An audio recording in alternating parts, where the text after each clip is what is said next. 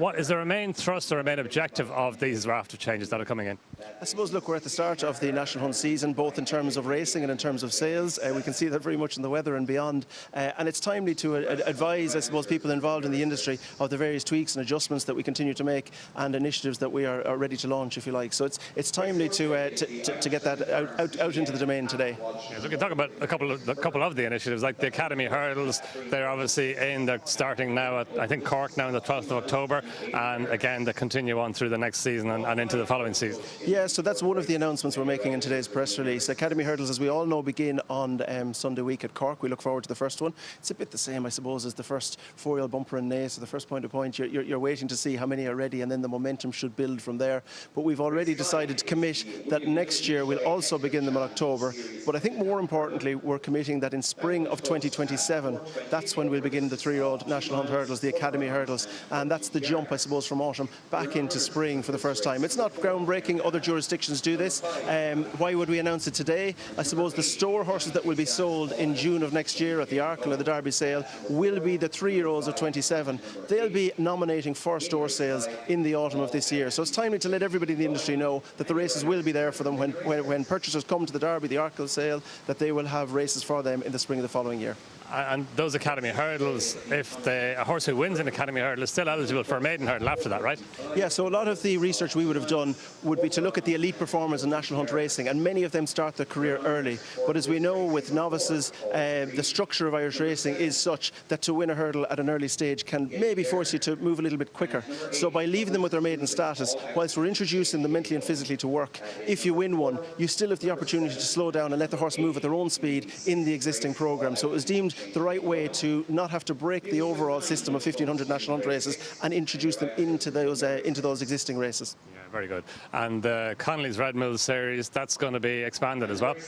Yeah, so the Irish EBF and Connolly's they introduced the auction races, the National Hunt auction races, many years ago. Auction races are probably more known on the flat, where people this time of year are buying their yearlings knowing that they'll have two-year-old races in next spring to target, and that's also the case in the National Hunt sphere, but maybe needed a little bit of an expansion. So we had a questionnaire with all National Hunt trainers earlier this year, and one of the strong positives they had was that National Hunt auction races they liked, but that could we increase them and maybe widen the sphere of who was qualified for them. So we're going to pitch them all at 30,000 for stores, so any store bought for less than 30,000 will qualify for a National Hunt auction race. But beyond that, we're going to include foals and yearlings at a 15,000 level, so we're capturing them as well with end users who might like to buy them, and we're going to go a step further than that as well. So the owner breeders or people who might have missed sales and they can't qualify through that route, we're going to introduce a median auction inclusion for them. So if you have a stallion below the median auction threshold, they too will qualify for the National Hunt auction races. They'll have a median element to them as well. And I suppose it's in keeping with appreciating that within the sport there's also an industry, and you want to give everybody a chance to engage with that. I think the most important thing though is that we're going to have plenty of them. Right. There are going to be 20 of these from sort of September round about this time through to May, starting next season, starting after Punchestown, and we're starting to let people know now because obviously the sales are upcoming. Yeah, okay, and they all feed into the final then, which is a 75,000 race, is that right, at Punchestown? Yeah, so Red Mills have sponsored this for a number of years. It's a very popular race at the festival. It's open. It's an open race.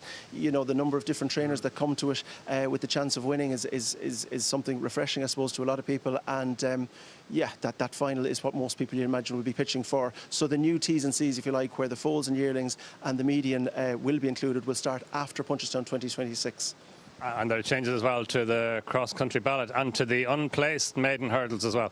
Yeah, so I suppose one of the things in speaking with the IRTA, they're keen to get horses competitive more quickly. So unplaced maiden hurdles, if you've been out of the first four in your first two runs, you can now qualify for an unplaced maiden hurdle. So you have the academy races starting horses at 3, you have the auction races dealing with a certain sector of the market, getting competitive quickly, and you have the unplaced maiden hurdles there as well to pick them up, to try and get as many avenues to get horses competitive. And I suppose at the other end of the scale, the cross-country horses tend to be a little bit older.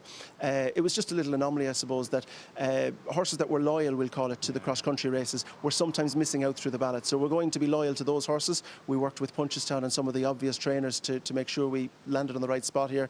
If you're in the cross-country mix and you've been running in those races, you'll get first crack at the ballot. And maybe more importantly, for the Saturday race, we'll run a reballot on that race. So what that means is the horses who've run in the Ladies' Cup or the Latouche will stop. they'll drop to the bottom of the ballot to let the Saturday horses in first. Because it's a specialist discipline, isn't it, cross country, and a proven aptitude at that discipline means you probably should go and get a chance at it again. Obviously, you don't have an alternative after Punchestown or before. It's just that. So if somebody else comes in and takes your spot, you can't run in another handicap hurdle next week. That's all there is. Yeah, well, look, we'll monitor those changes as we go through the season, Richard. And thanks so much for coming over to have a chat. Thank you.